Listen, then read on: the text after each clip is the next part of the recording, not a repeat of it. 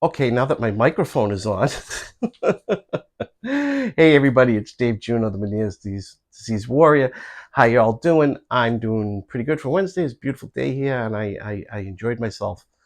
For the first time in a while, I feel good. I'm happy, actually, surprisingly. Not surprisingly, I'm usually a pretty happy guy. But earlier today, somebody asked me if I was going to do a video today, and I said, "Oh, what do you want me to talk about?" I really wasn't planning. Didn't plan anything. So it's kind of like, well, what do you want to talk about? Okay. And then they were telling me the story that was going on, and I don't want to get into what was going on because it's really nobody's business, right? So, but I had to deal with stress. And I'm like, well, I've made a couple of videos about stress already, but I think I can work something out here. I think I can work something. So, there's two different kind of stresses if you think about it. There's the everyday stress, paying the bills, making dinner, making sure the kids are somewhere, whatever. Then there's the life changing stress where somebody gets sick with a terrible illness like us, or somebody, passes away or something like that. So it's a little different stress. And it's kind of like it's go time, right? That's the type of stress where it's go time. It's the type of stress, well, I'm really not feeling good, so I think I'll just, order pizza, or I'll order, I'll do a DoorDash.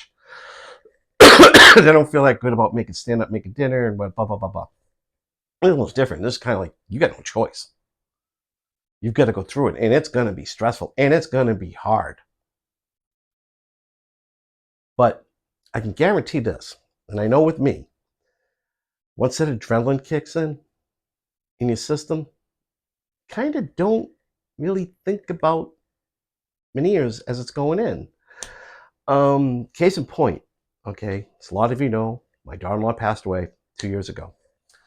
2 years ago, I wasn't supposed to be driving on the highway. And the only way I was supposed to be driving is if I felt good, and it was to go to the supermarket or go to the pharmacy or a doctor's. That was it. So, I get a phone call, Dad, Brandy's not breathing. I call the EMTs. They're here. I was working on it for a while, blah, blah, blah, blah, blah. I'm like, okay, you want me to come down? Yeah, I'm on my way. No, I'm not supposed to be doing any of this. I wasn't feeling all that good at the time. But as soon as I heard that my son needed me, it was, I'm on my way. Didn't wake up my wife, didn't wake up my son to drive, my other son to drive me. It was, I'm on my way. Jumped in that car, drove down there. She passed away while I was going down. So I was down there and doing all this stuff. Now we're moving those guys back, and him and I are going back and forth and back and forth, and I'm doing a lot of the driving. And I really wasn't thinking about my Menieres or this or that. It was more focused on, okay, what are we going to do for Brandy, who passed away, my son and his family in this stuff. Okay. Because it's amazing when the shit hits the fan, how you can actually function. Because the adrenaline doesn't just give you super strength and this and that and the other thing. It it pumps you up. It gives you energy, and and you can actually focus. And that can kind of change things. Now you still got Menieres, you're still deaf, you still have the tinnitus 24 hours a day. You still have all these symptoms. You're still off balance, but you're just pushing through. You gotta, you have to push through. And I've done videos about pushing through. You gotta push through because you're needed. That point in time, when something like this happens to you, it's not all about you anymore. It's about the other people that need you. Okay. And I get it. There are some of us that are really bad, that can't drive, can't walk, can't. I understand it. And that's fine. If you can't do something, that's fine. But for a good portion of us, if we push ourselves, we can do things, and we can do miraculous things. We just have to let it go. We can't just constantly be thinking about what can happen to us. And that's what happened to me. I wasn't thinking about what could happen to me. I was thinking about my family and how they needed me. you know Yeah, I could use Meniere's for an excuse, but he didn't. Okay, I didn't because I wasn't even thinking about it.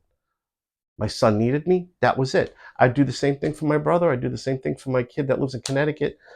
I would do the same thing for my parents if they were alive. God rest their souls. Um, in my in-laws, I've done it. I've had to do it. My father-in-law, for instance, in September, he had vertigo. He had vertigo. Well, he said my equilibrium was it was vertigo. And they finally told me, and I first thing I did was get in the car and drive over there. I was sick. I was not feeling good, but all of a sudden, it was like a drunk gets sober. All of a sudden, it was like, I'm on my way over, and took him to the hospital. Did all this stuff. They were amazed about what I did. A lot of people were. My wife was, but it was my in-laws, and they needed me. They needed somebody because nobody else was doing anything. I mean, well, my sister-in-law's in New Hampshire. That's understandable, but they needed help, and I was willing to help. And who else to ask for help with somebody who deals with vertigo? So, um, I went, and that was it. I took them. We came home, um, and then I had vertigo when I got home and dropped and passed out, fell asleep, woke up like 3 o'clock the next afternoon. Um, but it was like, you know, I just had to go do it, you know. So, but that's me. How you're going to handle it, I don't know when stuff happens to you.